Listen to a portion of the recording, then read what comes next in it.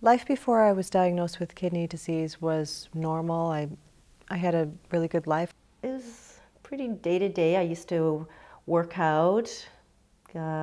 We would run quite often. I loved swimming and tanning in the summer and going to the lakes in the summer. Well, I realized there was something not quite right with Lauren when she started running a fever and throwing up. First I thought it was the flu. We drove over to the Grand Canyon. We wanted to hike down a little bit for 3 miles.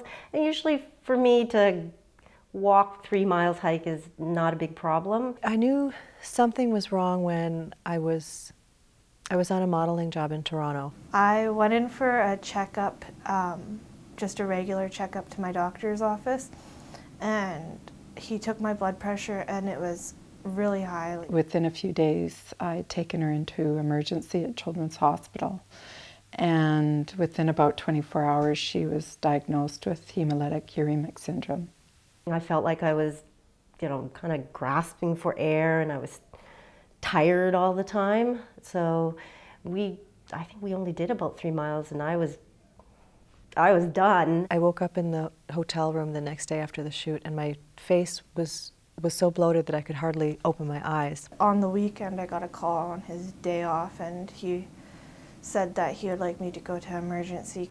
It was quite shocking when they told me, because I was 26 at the time, and I didn't think kidney disease happened to people that young. They put me on prednisone, and it's an anti-inflammatory steroid. And that worked for a little while, and I had to keep going in for routine blood work and urine tests. When I got told that, I really didn't think that I would gain 55 pounds within a month and then be put on dialysis. I didn't think any of that would happen. When Lauren was first in the hospital, I just kept thinking how much I wished it was me. When the opportunity came along to look at giving it a kidney or being tested to see if I was possibly a candidate, I jumped at the chance. Just knowing that she was a match and it was guaranteed, I was very happy and grateful. When Stephen first offered to do the testing for me, I didn't really get my hopes up. I really never got my hopes up because I didn't know Stephen. I really didn't know anything about him. And he went through the testing, and I thought to myself, this guy's really serious. He really wants to donate one of his kidneys to me. It was amazing. Life today is normal. I'm a very normal 19-year-old girl. We just came back from Disneyland. A trip like Disneyland wouldn't have happened if I was on dialysis. I really feel normal. I feel like I did when I was healthy, when I was younger. I work, I go to school, I dance, I have my fun. There are some changes, like watching my alcohol content is very hard for a 19-year-old girl, to say the least. But other than that, my life is completely normal.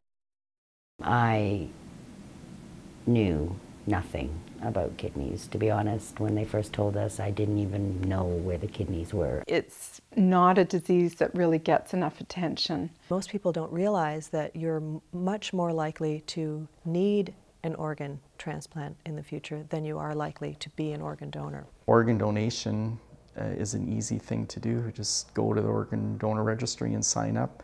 It's really important for people to read and know the facts and find out the truth about how important organ donation is. Kidneys are vital to our health. We cannot live without our kidney. There's really very little effects of being a live donor. Like for myself, I was only away from work for 3 weeks. I felt great afterwards. Everybody does have 2 kidneys, and we can get by very, very well on one. I think there's tremendous hope for individuals with chronic kidney disease. There's definitely hope in my future. There should be hope in everybody's future, no matter what the circumstances. We will not only get the transplant, I believe Erica's quest and mine as well is to carry on and to continue and try to educate people on organ donation. Jay would be my biggest hero. He's the one that gave me the kidney. My mom and my dad, because I can't imagine how difficult that was, being a set of parents and dealing with that. Verna's my biggest hero.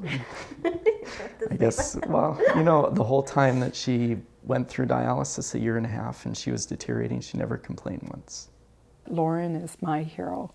She's the one that lives with chronic kidney disease.